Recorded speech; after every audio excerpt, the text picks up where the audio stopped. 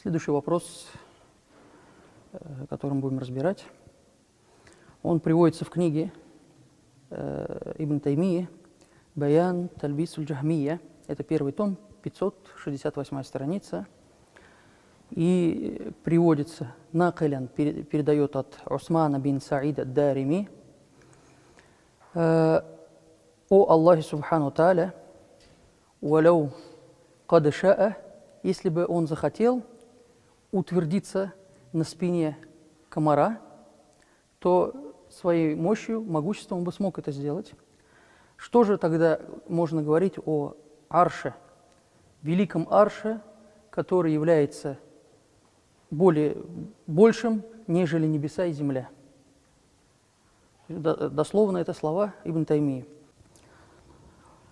Нужно отметить, что этот текст, который он произносит, он передается от Усмана бин Саида ад-Дарими, рахимуллах, и не доказано, что он от него передается.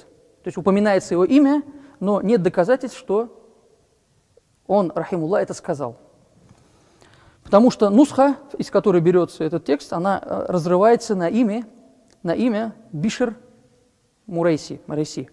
И в санаде есть имена тарджума ахваль, то есть имена этих людей неизвестно. То есть мы не знаем ничего о них.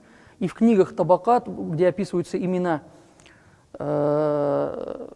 личностей, что кто кем был, они неизвестны. Раз есть такие имена, этот риваят, он не принимается. То есть очень все просто.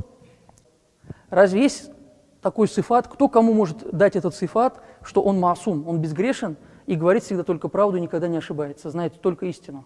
Разве возможно такое? Человек, который жил, не был саляфом, пришел через многие века после саляфов,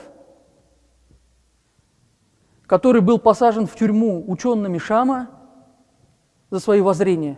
То есть или те ученые ошибались, или Ибн Нуджайм, когда писал книгу «Маратибу Иджма», говорит о вопросах иджма, он ошибался.